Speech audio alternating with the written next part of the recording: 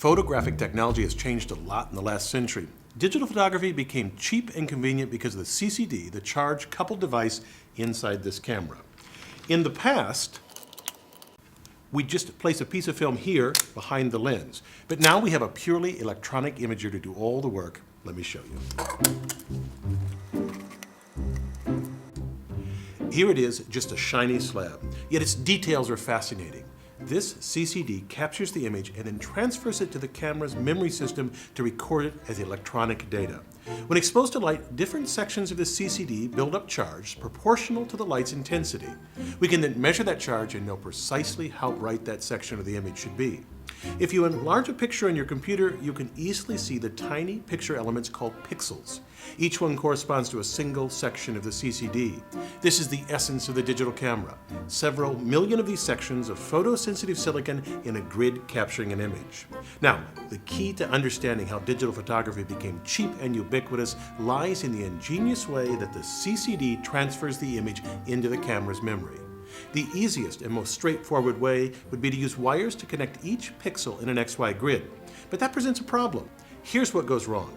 After exposing the grid to light, we can use these wires to read the information pixel by pixel, measuring the charge on each section of the grid.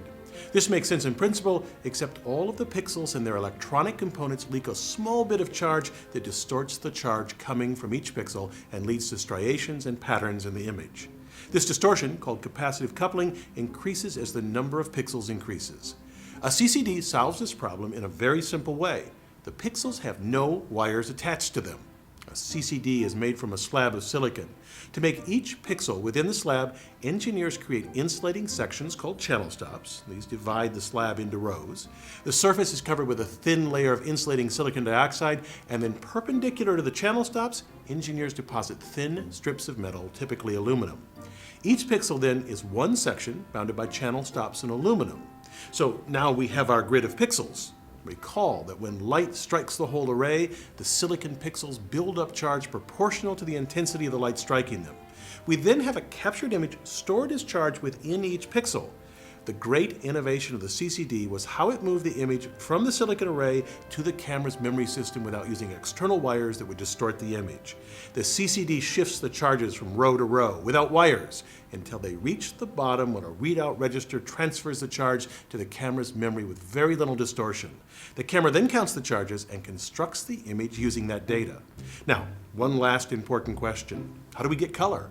A CCD only detects total light intensity, which is useful for producing a black and white image. But for a color photograph, we need to separate the entering light into red, green, and blue.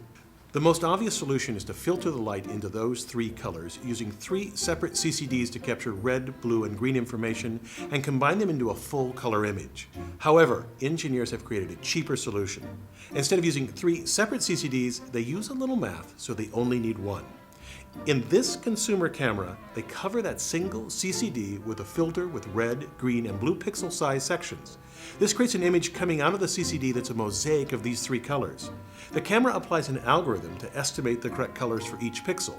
For example, if a green filter covered a pixel, we would need to estimate the red and blue components of that pixel. To do this, they'd use the adjacent pixels and average the color intensity for the pixels in question. It works because the image's significant details are much larger than each pixel. This sounds implausible, but you've seen the results yourself. I'm Bill Hammack, the Engineer Guy.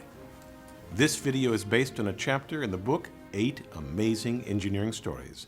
The chapter features more information about this subject. Learn more about the book at the address below.